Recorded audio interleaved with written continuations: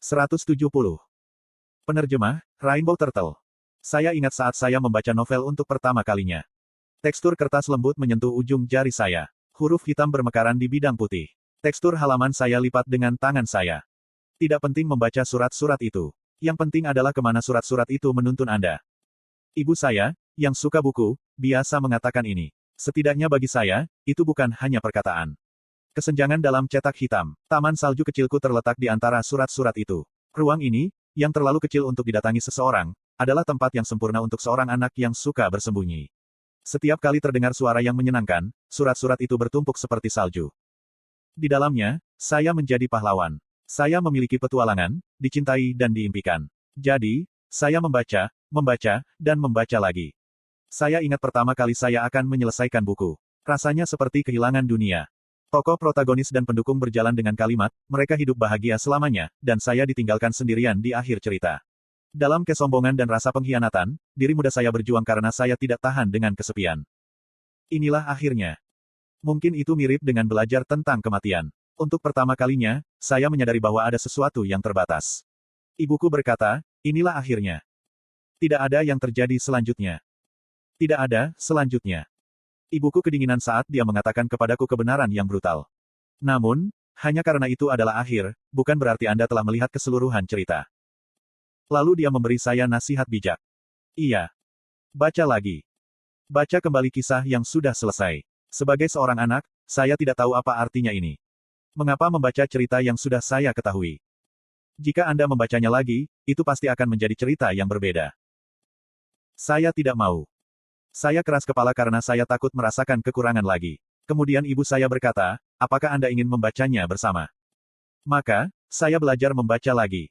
Pada awalnya, saya hanya melihat posisi karakter utama. Pembacaan kedua menunjukkan posisi karakter pendukung dan pembacaan ketiga menunjukkan posisi musuh. Cerita berubah setiap kali saya membacanya. Ceritanya sudah berakhir tetapi belum berakhir. Cerita tidak akan berakhir kecuali pembaca menyerah pada cerita. Saya masih sering memikirkannya. Bagaimana jika ibu saya mengatakan sesuatu yang lain pada waktu itu? Semua fiksi itu palsu dan itu hanya akan kehilangan hidup saya jika saya membacanya. Apakah saya kemudian memiliki banyak teman? Bagaimana jika saya tidak belajar keras, tidak diganggu dan tidak lari dari kenyataan yang diberikan kepada saya? Percikan api muncul di udara dan ingatan yang mengalir pecah. Kim Dokja, kamu terlihat santai. Aku menoleh dan melihat seseorang berdiri dalam kegelapan. Itu adalah kehadiran yang bisa dengan mudah menembus impian orang lain. Terlepas dari dewa yang perkasa, satu-satunya orang yang mungkin bisa melakukan ini adalah para nabi. Namun, orang di sini bukan anak Rof. Apakah takdir dapat diterima? Saya tahu wajah ini. Itu adalah pengembara yang dimahkotai mengenakan pakaian tua. Itu mengingatkan saya, ada seorang nabi di antara rasi bintang. Menyingkap matanya. Itu adalah Raja Oedipus dari Olympus, yang saya temui di pesta. Raja Oedipus berkata kepadaku, nasib Anda semakin dekat. Takdir, bukankah itu sudah direalisasikan? Bukankah aku sudah mati seperti yang kau rencanakan? Petik 1. Ini bukan nasib yang bisa dihindari dengan cerita memalukan. Anda harus memutuskan sisi mana Anda akan berdiri segera. Saya yakin Anda akan membuat pilihan yang tepat. Aku tidak di pihak siapapun. Raja Oedipus tertawa. Kamu pasti akan datang ke Olympus. Itu karena tidak ada inkarnasi yang cocok dengan kisah Olympus sebanyak Anda. Apa yang kau bicarakan? Sebelum saya selesai berbicara, ingatan saya kembali. Dokja. Kotoran. Saya ingat ini. Itu ruang tamu berdarah. Ibuku memegang pisau dan berdiri di depan seorang pria yang sudah mati. Mulai sekarang, aku akan membaca semua ini lagi. Ibuku tersenyum ke arahku dan berkata. Jadi, kamu harus mengingatnya dengan baik. Mengerti. Mimpi buruk datang ke arahku. Saya mendengar teriakan. Suara Raja Oedipus terdengar, seolah dia menertawakan semua kenangan.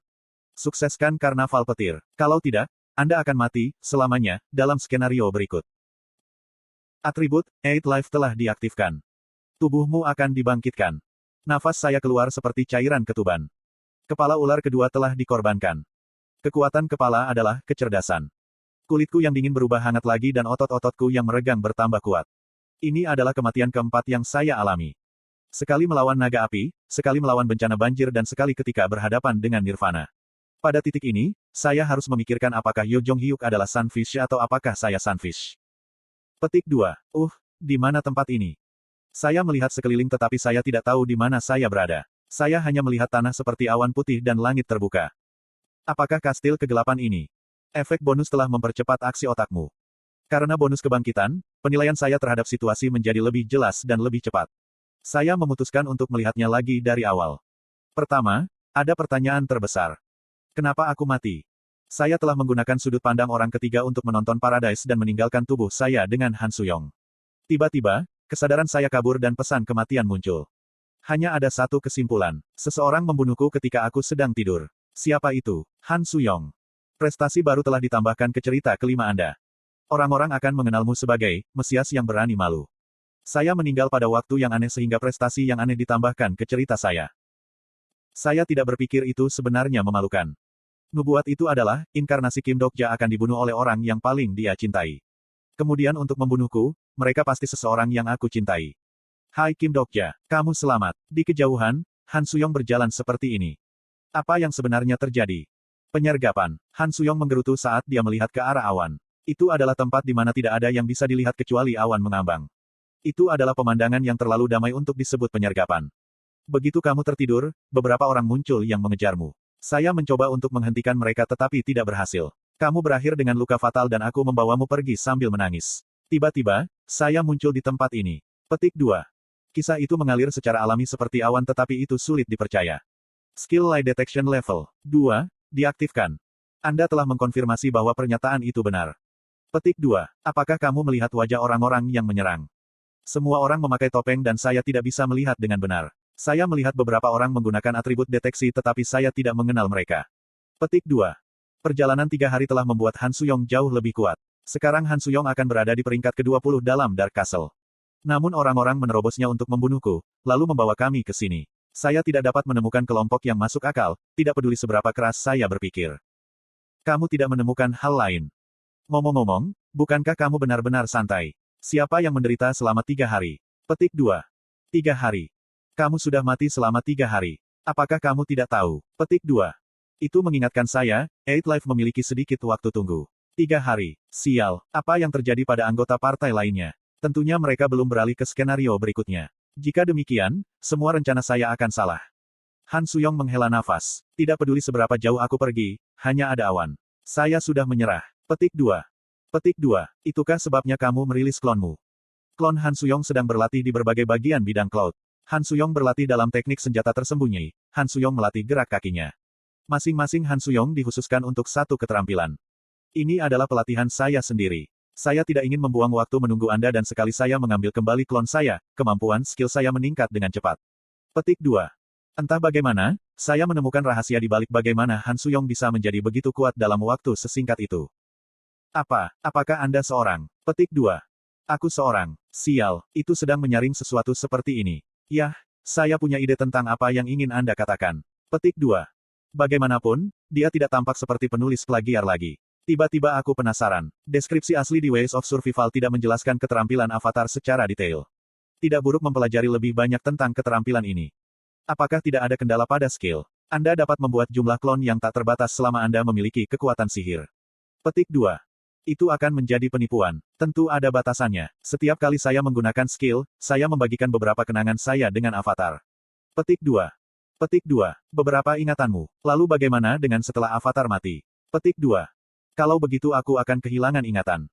Saya merasa sedikit terkejut ketika Han Suyong merespons dengan santai. Bukankah itu keterampilan yang bisa memberinya Alzheimer jika dia melakukan kesalahan? Han Suyong membaca pikiranku dan tersenyum. Jangan khawatir, saya biasanya menggunakan kenangan yang tidak perlu. Selain itu, kenangan akan kembali jika saya memulihkan klon. Kadang-kadang, itu masalah karena beberapa di luar kendali. Petik 2. Lepas kendali. Pertama kali aku mencoba membuat klon menggunakan avatar. Aku terlalu banyak mengingat ingatanku dan itu tidak terkendali. Apakah itu mungkin? Lalu apakah Anda kehilangan ingatan itu? Petik 2. Han Suyong mengangkat bahu. Aku tidak tahu. Tapi sekarang saya menggunakan kenangan kecil jadi tidak apa-apa. Petik 2. Kamu hanya berpikir bahwa kamu baik-baik saja. Diam. Klon akhirnya memiliki ingatan penting karena kesalahan. Aku menggigil saat memikirkan Han Suyong lain yang mungkin masih bergerak di suatu tempat di Seoul. Satu menjadi satu, klon berubah menjadi asap dan kembali ke Han Suyong. Itu mungkin untuk memulihkan kecakapan keterampilan akumulasi. Han Suyong tiba-tiba berseru, ada sesuatu yang tidak saya katakan. Saya baru ingat, sebuah rasi bintang mencari saya ketika Anda meninggal. Petik 2. Mengapa memberikan ingatan yang begitu penting pada tiruannya? Aku lupa namanya, tetapi rasi bintang itu milik Nebula. Veda atau Tamna. Petik 2. Nama-nama ini berbahaya. Terlepas dari bagaimana perasaanku, Han Suyong bergumam dengan santai. Aku mendengar kata-kata yang tidak jelas. Membuat pilihan yang benar. Tidak bisakah kau mengingatnya dengan benar? Maafkan saya. Jika saya mengingat semua avatar saya maka saya bisa mengingat. Oh, itu adalah prajurit Goryo yang aneh. Petik 2. Prajurit Goryo. Dia pergi tanpa mengatakan apa-apa. Dia menatap mayatmu sejenak dan langsung pergi. Petik 2. Jika itu adalah prajurit Goryo, itu mungkin Chok Jungyong. Ada juga Olympus, Veda, dan Tamna. Nebula besar itu bergerak sehingga sepertinya sesuatu akan terjadi. Pada saat ini, sesuatu terlintas di benak saya. Tunggu, rasi bintang muncul langsung. Itu bukan avatar. Petik 2. Iya, itu adalah simbol. Mengapa? Petik 2. Apakah kamu tidak tahu masalah dengan ini? Tidak peduli seberapa simbolisnya, konstelasi tidak dapat muncul di area skenario tanpa menghabiskan banyak probabilitas. Rasi bintang paling ditakuti probabilitas dan tidak akan turun sebagai simbol. Perlahan aku melihat sekeliling. Petik 2. Kurasa aku tahu di mana tempat ini. Tempat ini adalah bangsal tapi itu bukan bangsal normal. Itu adalah bangsal tempat rasi bintang bisa muncul dalam bentuk simbolis. Han Suyong terlambat memperhatikan sesuatu. Petik 2. Metode arai gerbang mekanis. Metode arai gerbang mekanis itu adalah teknik yang digunakan oleh rasi bintang yang menguasai prinsip-prinsip 5 elemen, 4 divisi surgawi dan 3 bencana. Ngomong-ngomong, sulit untuk melihat orang menggunakan teknik ini. Zhuge Liang dari Tiongkok dapat menggunakannya secara bebas. Namun ini adalah semenanjung Korea. Kemudian, tidakkah kamu keluar? Aku berbicara di udara. Dengan pengecualian Zhuge Liang, ada satu konstelasi lain yang bisa menggunakannya secara bebas. Itu juga rasi bintang yang sudah saya temui. Petik 2. Sepertinya tidak mungkin untuk menipu kamu dengan bentuk rasi bintang. Sebuah suara terdengar ketika awan berkumpul di udara dan membentuk citra seseorang. Itu adalah seorang wanita berusia 30-an yang mengenakan seragam penjara. Bukankah kita pernah bertemu sebelumnya? Itu bukan reuni yang sangat bagus. Rasi bintang, spiritualis pertama Joseon, terkikik pada Anda. Spiritualis pertama Joseon, inkarnasi Jeon Wochi. Dia adalah anggota tubuh pertama dari Raja Pengembara. Raja sedang menunggumu. Entah bagaimana, saya tahu siapa yang telah membunuh saya. Situasi ini tampaknya menjadi yang terburuk. Either way, saya tidak punya pilihan lain. Aku mengangguk dan berkata, bimbing aku.